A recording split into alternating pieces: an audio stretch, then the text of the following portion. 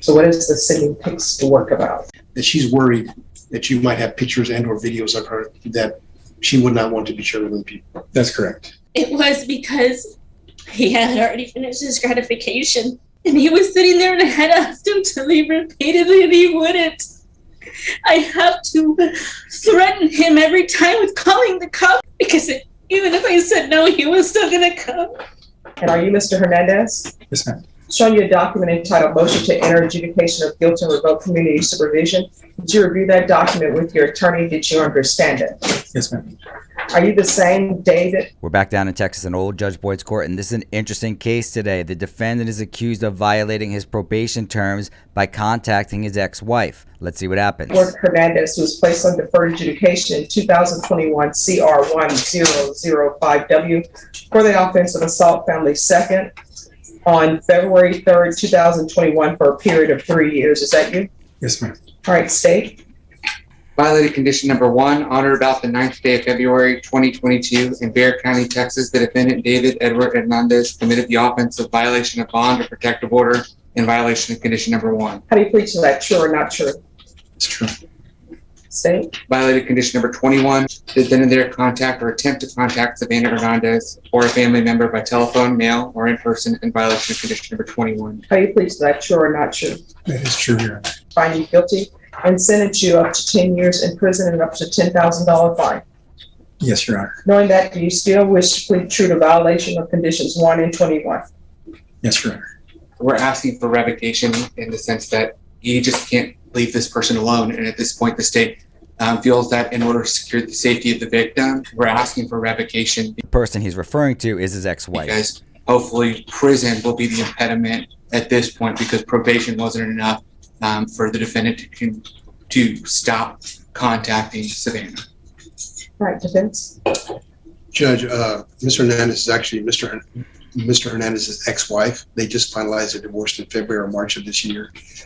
The evidence that we would have presented today, Judge, and we still have witnesses in the court that could present, is that these parties have engaged in a consensual conduct with each other on an ongoing basis, even since the protective order was granted, because they were legally married. We've shared with the state text messaging back and forth, phone calls, Facebook posts. With regard to orders of protection, it doesn't matter who initiates the contact. If the order mandates that you do not contact that person, you can't contact them, you can't respond, nothing. But Mr. Hernandez ultimately decided to plead true because I've made it clear to him that regardless of whether she consents or does not, regardless of whether she invites him to her house or not, that he's not allowed by law to do that.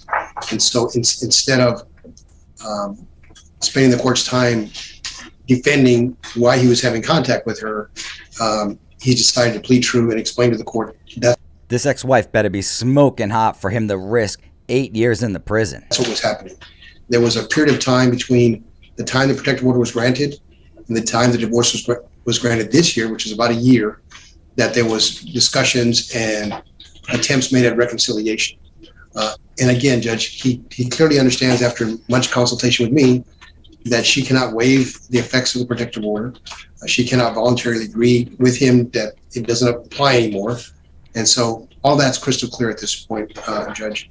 As a matter of fact, we've shared with the state that on the date in question when Mr. Hernandez was arrested for the MTR that was issued by the court, that they were in the same car together. That in fact, she drove his car home or wherever she took it. If you have an order of protection against you that requires you not to contact your ex, she is just itching to use that against you. She may try and reconcile, but the first time she gets mad, she's calling the court and letting them know that you violated the order. They separated. I think she now understands that her conduct in that regard is also placing him in danger. Judge, he spent some days in jail on the motion to revoke probation. As you can see from the motion itself, these are the only violations he has in over a year on probation. So what the court doesn't understand is I know on the document sheet, which I wrote, I said no contact with Savannah Hernandez. And I know when I place people on probation and there's no This Savannah better be smoking hot. contact, I always tell them that relationship is over. What part did your client not understand when I said that relationship is over? That's what I don't understand, because I tell people your relationship is over. Get an orchid because you're not ready for a relationship. So I'm trying to figure out what part of my order that he was not to have contact. This is before Judge Boyd expanded on her orchid example that she uses today. Her advice being get an orchid, I guess it's a plant, and apparently it teaches patience. With her, did he not understand? I think the part he did not understand, Judge, is when she invites him to her house, when she says she's not ready to get a divorce, when she responds to communications that is not an exception to the orders of the court. And the reason we're set for contested hearing today, the reason we reset this matter a couple times, is me going through all of the history and explaining all that to him, that none of that is a legal significance to this court.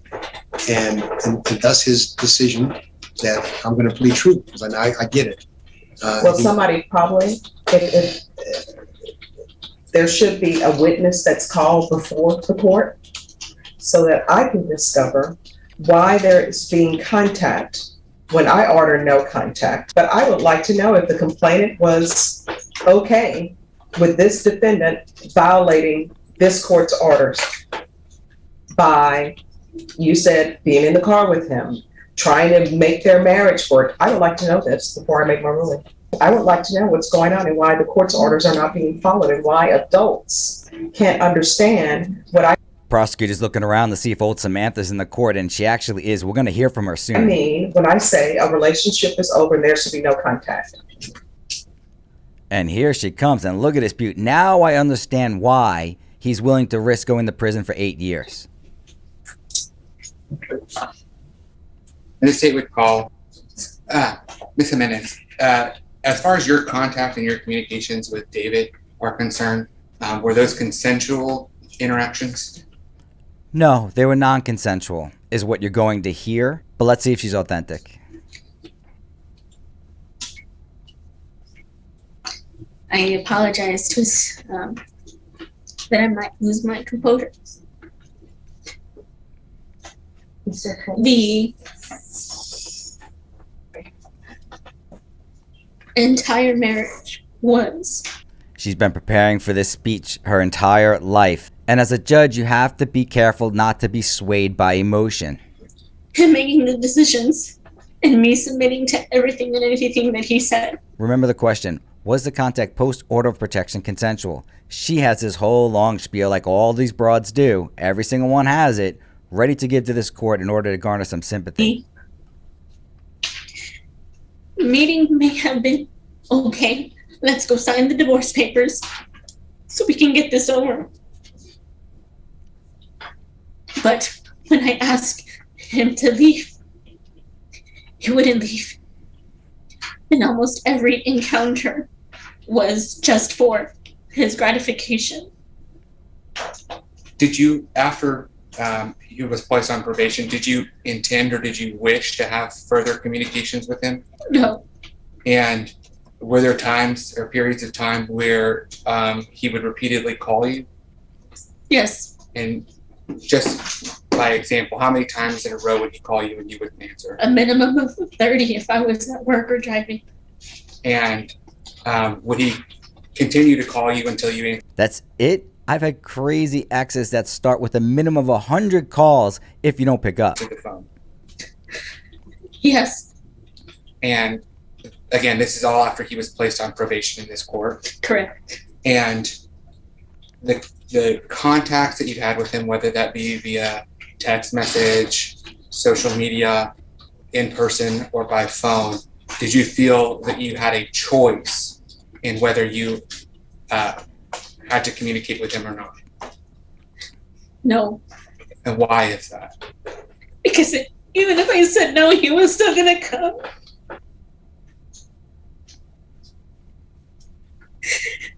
His threats to me were real. This does not seem that credible. I'll pass it. Defense? Ms. Jimenez, you're aware that the allegation is that he made contact on February the 9th of this year, is that correct? Yes. Isn't it true that what caused that to come to light was that he had a picture of himself sitting in your living room in your apartment? I did not see any picture. Okay. And he sent that picture to a person that you were in a relationship with, and that's what caused the fuss. Is that fair or no? No. All right, now we're getting some more information. Now we understand what's going on. So obviously they're going through a divorce. She starts dating another dude. He ends up at her house. We're not sure how. And he ends up taking a picture of him on the couch, establishing his dominance over her and this other new guy. And then, of course, he probably sent that picture out so that the new guy knows he's the dominant alpha male. So you had to have reported the violation, or we wouldn't know about it, correct? Correct. Okay. So on February the 8th of this year, was Mr. Hernandez sitting in your living room, and he has a picture of the two of you sitting in your living room.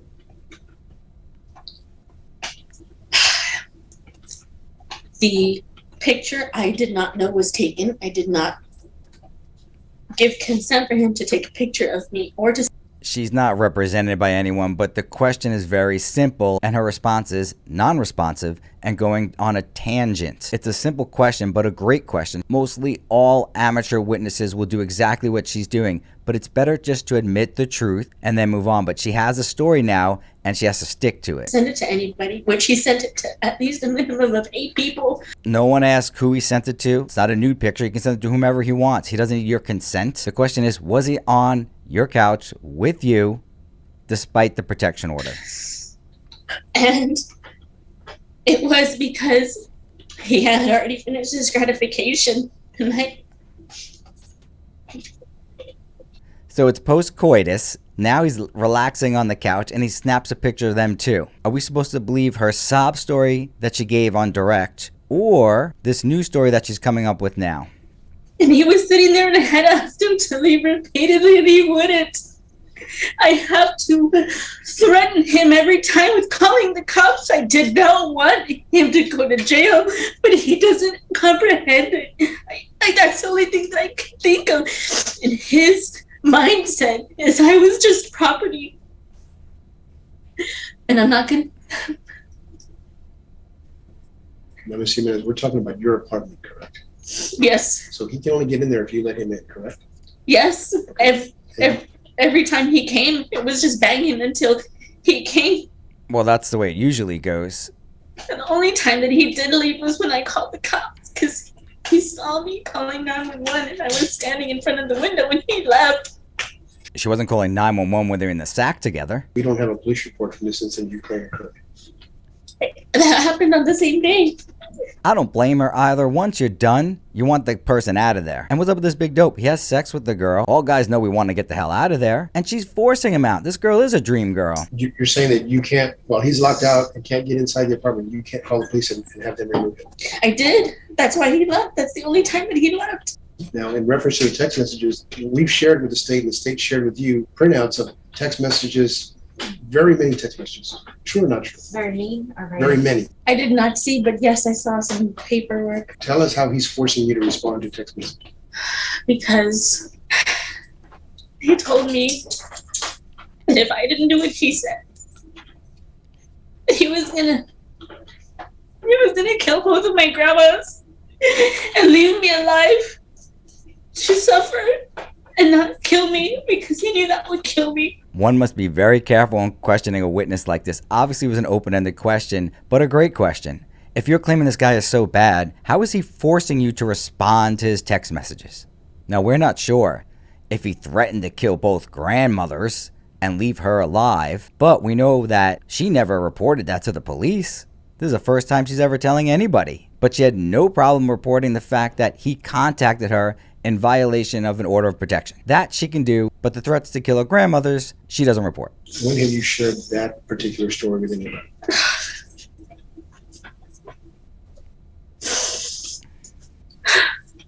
I didn't want to have to share any of these stories. I did not want to have to tell people that he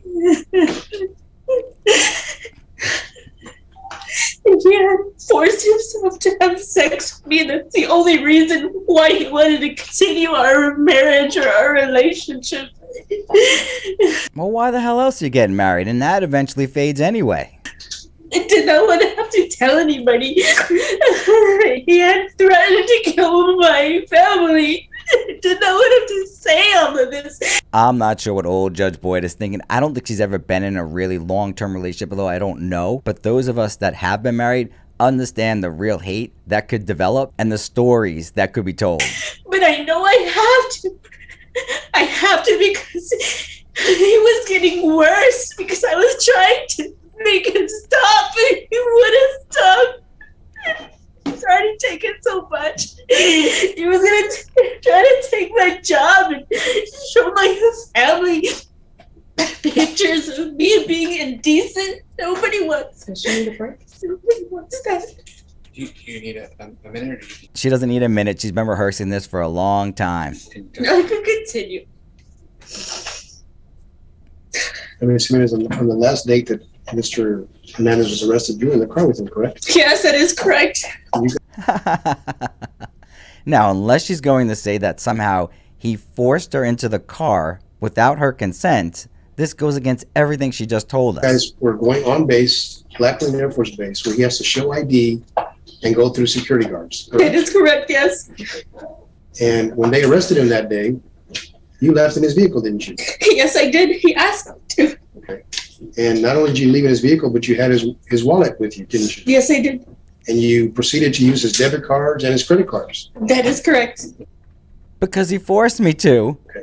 And so, man that you're so deathly afraid of, it didn't stop you from taking money out of his accounts. That is correct. Was I accurate that the divorce between the two of you just got finalized a few months ago? In March, yes, before the date that you're talking about. And in fact, you, not only did he come into your apartment, but there were occasions where you drove over to his house of your own volition. I did not have a vehicle. No. So the only time you drove to his house was when you had his vehicle. When he picked me up. So now we know this little Trixie's been visiting the old defendant at his house, but she didn't have a car, so he would have to pick her up and then drive her back to his house. Yes. But you see, my point is that you could have told those security guards at the front gate as you're going in that you were being held against your will, or that you were being kidnapped, or anything of the sort. I only agreed to because I knew that would happen. I needed help. Huh? And you agree with me that none of these things that you're sharing, a lot of these things you're sharing with the court today do not appear in any police report because you never made those. No, I never did. That's what it shows. just a few questions. As far as when Mr. Martinez was talking about using the debit cards and the credit cards after he was arrested, trying to enter his Lackland Air Force Base. She had previously reported the violation of the non-contact order, but then subsequently she was hanging out with him. You don't get arrested straight away. He was arrested a few days later, and she was in the car with him. Why you used his debit cards or credit cards? Because he forced me to. Yes. We had already made plans to go to the bowling alley and to go to the movie theater. And every decision since day one has been decisions that he's made. Never have I once been on his bank account. I have never had a debit card in my name. All irrelevant, but this is exactly what women want, a guy who takes charge. He's taking her out bowling. He's taking her out to a restaurant. Was he making her bowl against her will?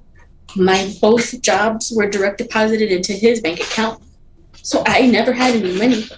This was our typical form of me being access to his money, is using his card. I never had anything in my name.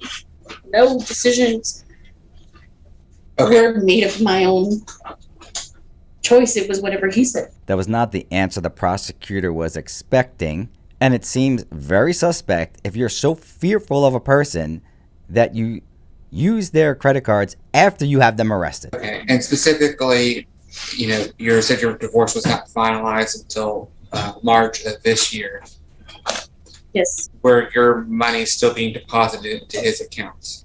All of my money had always gone to his account for both of them. The checking account was only his VA compensation, and my money was going to his savings account. We had my checks going into his account, and what we had decided or spoken about, the main reason how he was able to allow me to temporarily trust him was to get this divorce finalized was that reason for everything to stop.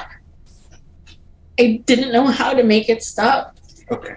But as far as February 19th of 2022 is concerned, at that point you were in divorce proceedings, correct? Yes. And so is there a reason you didn't have your money deposited to a separate account to use?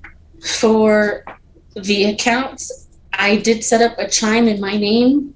It had been This was the response the prosecutor knew about and wanted, but he didn't get initially. just taking maybe 4 paycheck cycles for that change to go over. We had agreed that he would keep the house because he had nowhere else to go. And I said that was fine. And it had initially started because he had a relationship with another woman. Of course he did. And I had said, okay, I'm going to be the bigger person and let her stay there as long as she pays half of the mortgage. And he said, my lawyer said that I have to financially support you until it is final and over. Whether that's a true statement or not, I'm not sure, but that's what he had informed me of. She isn't that bad. The defendant started to hook up with another broad, moved her into her house technically, and she was okay with it. So that's the only reason why I continued to use his card like I had been before for the whole entire relationship. Okay. Ms. Jimenez, I thought you and Mr. Hernandez worked out the divorce by yourselves without the benefit of any lawyers. He used your name all the time. I'm not sure if he paid for anybody or not. Well, would you agree there's no lawyers' names that appear in the divorce? That is correct. So if we were to look at the bank statements that we provided to the state, we're going to find your deposits going in there and you regularly using those cards. That's the contact information. There's no way for anybody to know whether I swiped it or whether he swiped it, but that's, yes, typically I had no other access to my funding. There was no card in my name. So I'm not sure how you want me to answer that question, but yes, that's the typical. I didn't have any card to use that was in my name to pay any of the bills or to buy stuff at HEB. So yes, that's how I would pay for things. Would you agree with me, Ms. Jimenez, that one of the things that you charged on the card when Mr. Hernandez was in jail was a dinner at a restaurant for over $100? No. I went to Burger King. I went to the movies. I had popcorn there. I went to HEB. I went to a Mexican restaurant. I did not have a fancy, extravagant, romantic dinner with another party. No, there's no extravagant restaurant. No extravagant restaurant, but sounds like an amazing time on the defendant's dime while he's sitting in prison. I know. Sorry, thank you for coming to testify. Thank you.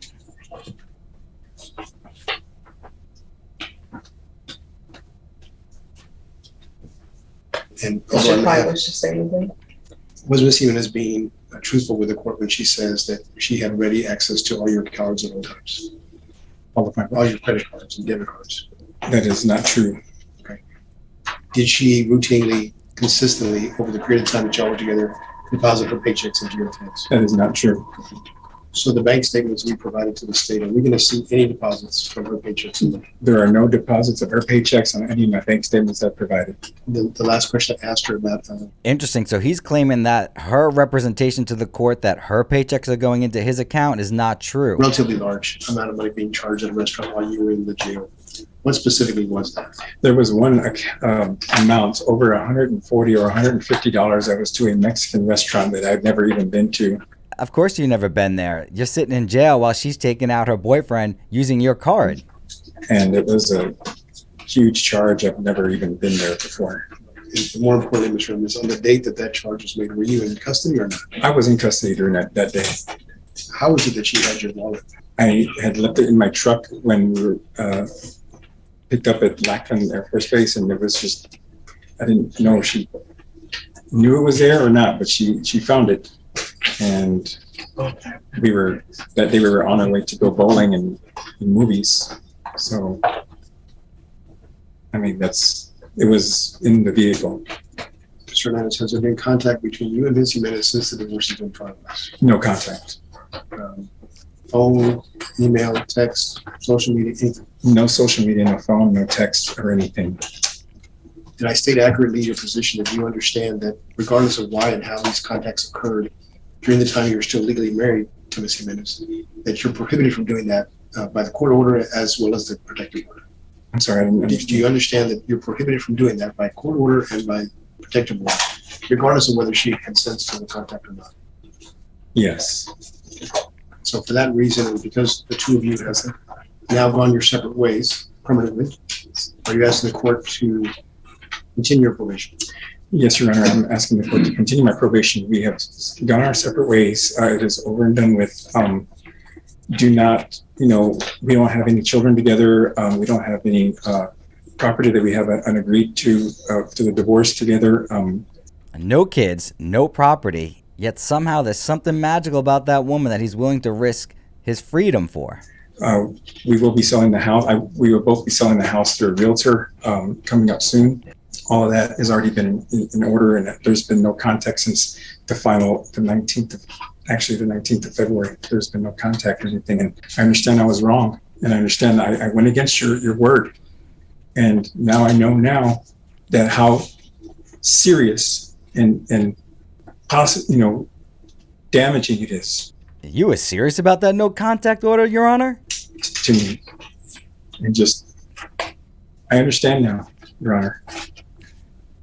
Mr. Nez, is there a reason why you guys weren't at Lackman and you have a military ID? Why do you have that? Your Honor, I'm a 100% disabled veteran with post-traumatic stress disorder, and I see my therapist. I'll translate that last question. Tell the court that you're a disabled veteran. Hopefully, that will get us some sympathy. Every 2 weeks, and I have regular appointments with my therapist, and I'm in therapy with the VA.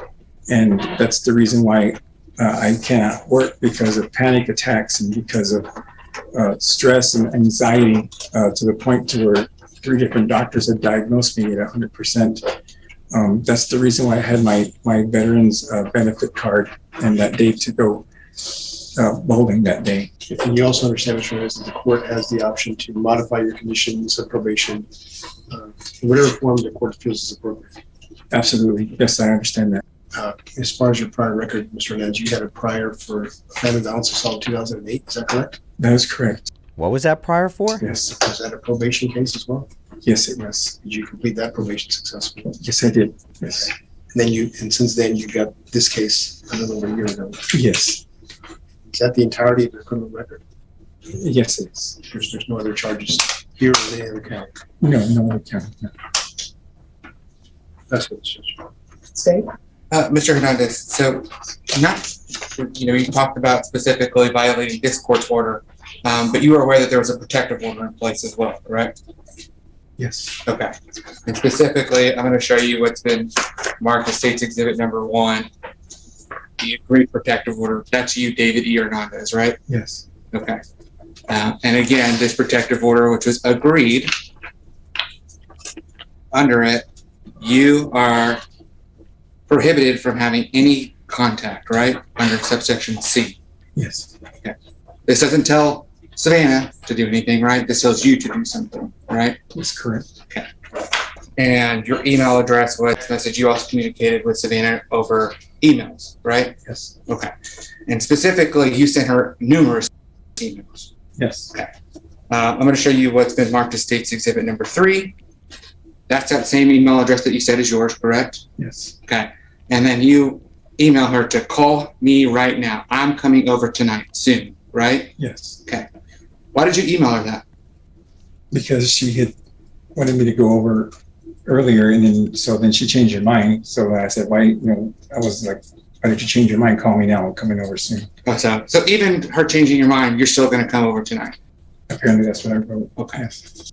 I'm going to show you what Savannah must do something right that we're not seeing. Exhibit number 4. Again, that's that same email address that's yours, right? Yes. Okay. And so you emailed Savannah on Sunday, February 13th.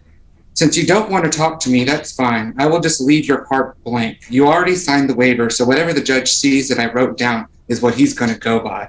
Since you don't want to call me or talk to me or make a plan to sign any paperwork because you just get so mad all the time, then it's going to cost you in the long run. Thank you for the house. If I sell it, I'll get in contact with you. If not, I'll just let it go to foreclosure and ruin your credit. It don't matter to me anymore, right? I was talking about the sale of the house because Translation, I still love you. Those of us that have been in real relationships can easily understand what he's saying there. she agreed to that we're going to go and sell it together, and then she didn't want to answer about, we were trying to make a plan on how to sell it and how we're going to divide it and things like that. Bullshit. You were pissed she wasn't responding to you. Just be honest with the court. Right. But that first line you said, since you don't want to talk to me, right? About the sale of the house. Yeah. Okay. So clearly she didn't want to talk to you, but you still wanted to communicate with her. How else are we going to be able to sell the house? I mean, Don't answer a question with a question. Even though you know that there's that, what I showed you states exhibit number 1, you're not supposed to contact her at all. this, Okay. I'm gonna show you what's been marked as states exhibit number 5. You can see again, it's all you, D. Hernandez, right? And this is just kind of a snippet. Did you contact her about work, about USA? I'm messaging your work, sending them your pics. I don't remember saying that, but I don't remember threatening to send her nude pics to her employer. apparently that's my email and stuff. Okay. Somebody else using your email? No one's. No. And then later that day, I'm kind of come over tonight. Previous to that, yes, I'm jealous. Right? Obviously. All you. States exhibit number 6. There's more? Again, we see 1, 2, 3, 4, 5, 6 emails, right? Yes. All your same email address, D. Hernandez, right? Yes. Okay. Specifically, at 3:54 p.m., Jesus Christ, I'm trying. I do love you. Answer me. Right? Yes. Okay. Was she not answering you? I guess not. What? Are you calling her? I don't remember. Okay. Maybe it's response to me trying to email her. Okay. States exhibits 7 and 8. God damn, how much evidence do they got against this guy? This is the worst feeling when your client is actually being questioned. I understand what this attorney's going through. With the exception of this top one right here, which is yieldstreet.com. These are all from you. Yes. They were mostly talking about going out Just say yes and keep your mouth to shut. dinner and breakfast and things like that. Reminds me what your testimony concerning your criminal history was. It? You said you had one prior ABI assault case.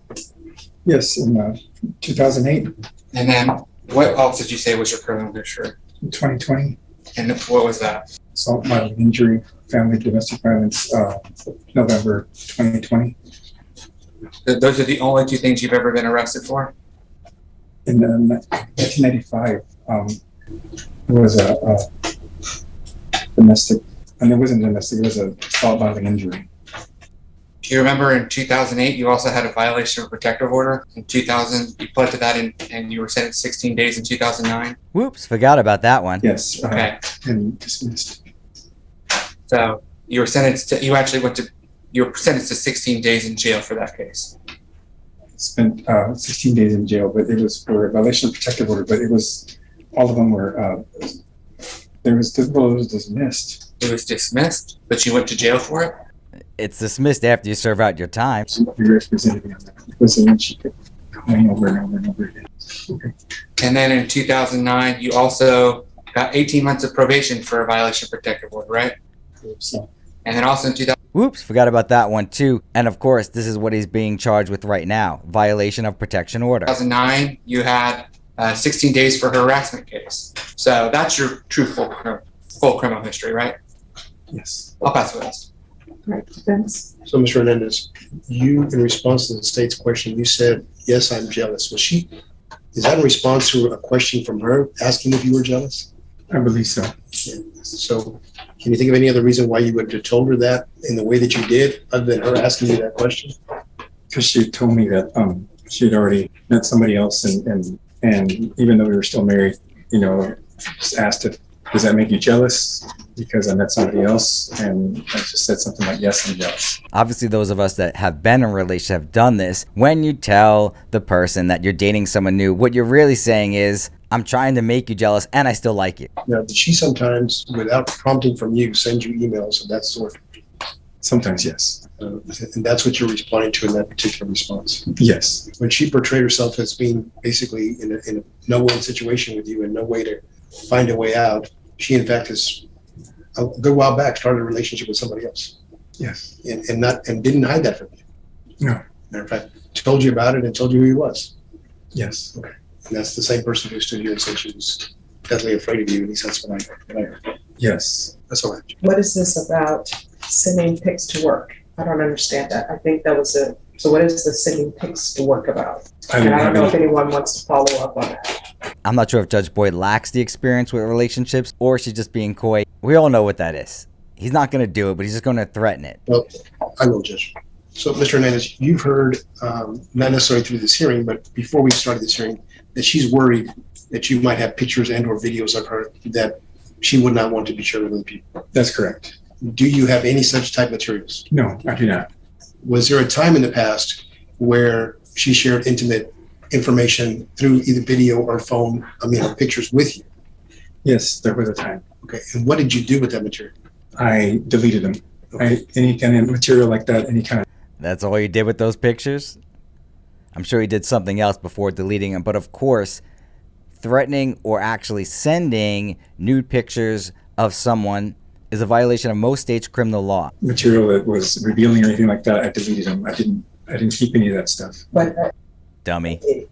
my question is, because the state asked him about, I guess, an email or a text message where he said he was sending pics to her work. So I'm just trying to figure out what pics are we talking about? Because he said, yes, I did say that. So what pics are we talking about that are being sent to her work? I did say that, but there was no pics that I sent. I did say that in the email, but I did not. It was just something that I told her to make her think, I guess, that I was going to send it. But there was nothing I had. Why? Just, I guess, Obviously to traumatize her. Isn't marriage great? angry over the jealousy. And what pics? Sorry? What pics? I have no pics. No, I mean, what pics did you want her to think that you had that you were going to The send to her old, job? some old pics or videos that she had sent me a long time ago before. But I even told her and explained to her that I don't have them. So when I said it again, she should have just, she shouldn't have known, but I mean, she didn't send me anything updated or anything. So I'd gotten rid of them, but I guess I wanted her to think that I still had them, but I didn't have them. And I was not going to send anything like that to her employer or employment. Just to make very clear about that, Mr. Hernandez, have you sent those pictures to anybody, ever? No, So the only person who ever saw what she sent you was yourself. correct. And those items no longer exist. They no longer exist. Do you even have the phone or device in which you had them originally No. with you anymore? No. And what about the photo on the couch that was brought up? Judge, that's just a generic photo of somebody watching TV on the couch. There's nothing. No, I mean, who did that pic get sent to? She testified that was her new boyfriend. So he sent a photo of himself on the couch with her to the new boyfriend? Is that what I'm telling you? Obviously. Understand? Well, to show that they weren't necessarily together. In the picture, it doesn't show them together. It just shows that they're both in the same apartment. Okay. All right, is there anything else? I have no other questions. All right, any other argument? Just one last thing for Mr. Hernandez. Mr. So what the judge needs to decide today is whether to revoke his probation and send him to jail straight away, or add additional terms to his current probation and extend it out. Okay, That's all, Judge. Judge Boyd with a big yawn there. so I'm going to find the defendant guilty. The only issue is whether I'm going to send him to prison or he's going to be on probation. There is the old gavel, Judge Boyd finding the defendant guilty of violating the terms of his probation. Now she has to determine what the sentence is going to be. Well, give me a moment just to think about that, but if you could take a seat in the box. This is a first from Judge Boyd. I have never seen her postpone a sentencing. Right, we're back on the record. It's That was about 45 minutes, and we're back now to see what the sentence is going to be. granted the motion. The court is finding me guilty. There's an affirmative finding of family violence. The only question is whether or not I will grant you community supervision or whether or not I will send you to prison. Does anyone wish to speak with regards to that? State, I know you're asking for prison. Yes, Judge. I think it's just based on exactly the testimony you heard from the victim here today, as well as the exhibits that are in front of you. I think that the defendant tries to characterize this as that this is some mutual, consensual back and forth. But I think you can see from just, I know you've been a judge, you've been a defense attorney, but you're also a human being. You can just see from clear from the messages that he's doing whatever he can to get in contact with this woman. And he knows that he's not supposed to, not just from this court's order, but from a protective order. Clearly, probation, whether that's deferred or whether that's straight probation, is not enough of an impediment to prevent him from communicating with the victim in this case.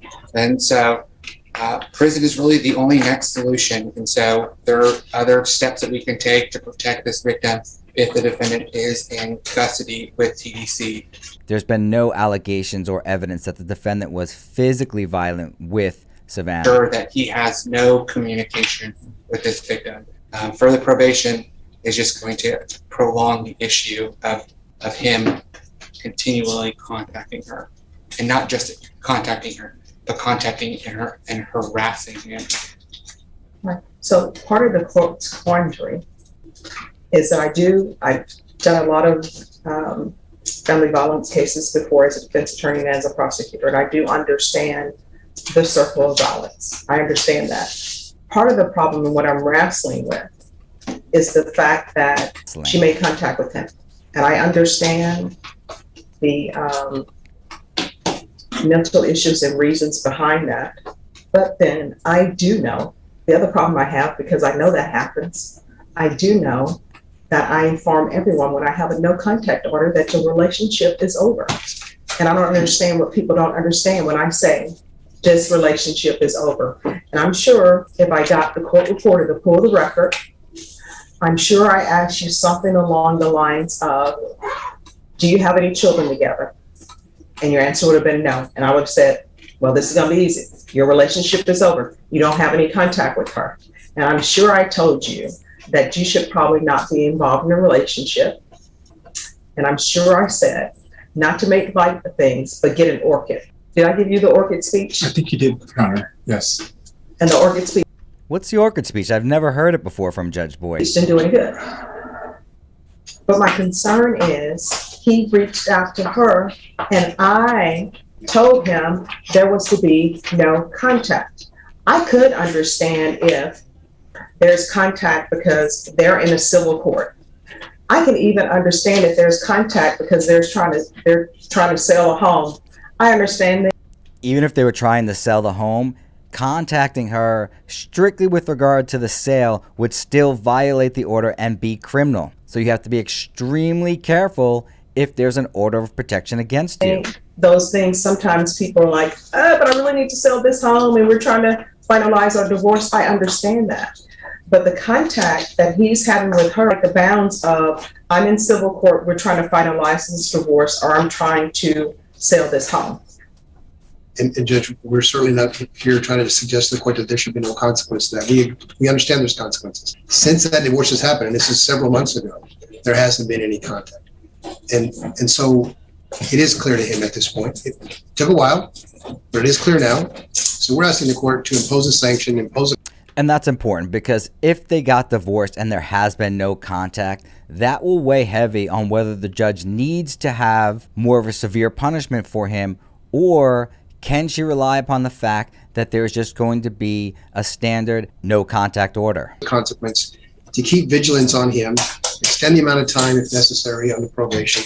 And she wasn't afraid to go take his cards and go spend $150 in the restaurant while he was sitting in the jail. So I think somewhat disingenuous, some of her comments. She doesn't have any qualms about rubbing in his face, oh, I've got somebody else now. How does that make you feel? You know, we saw one side of the conversation. We didn't see the state offer into evidence her part of the conversation. Not making light of it, Judge, not trying to minimize.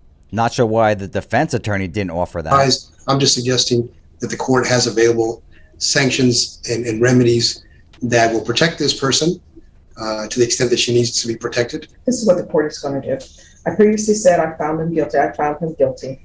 I'm going to issue a judge's warrant, and we're going to bring this back tomorrow, and tomorrow I'll make my decision. So we'll bring it back at 9 a.m. because I really want to just review everything my goal is always to make a just decision, make sure that the complainant has no concerns, that he's out walking around. So what we're gonna do is to There's the old gavel. Judge Boyd finding him guilty of violating her protection order. She's mandating he be locked up till the next day while she would deliver her final order. be taken into custody on the judge's warrant. I found him guilty, and we're gonna bring him back tomorrow, and tomorrow at 9 a.m.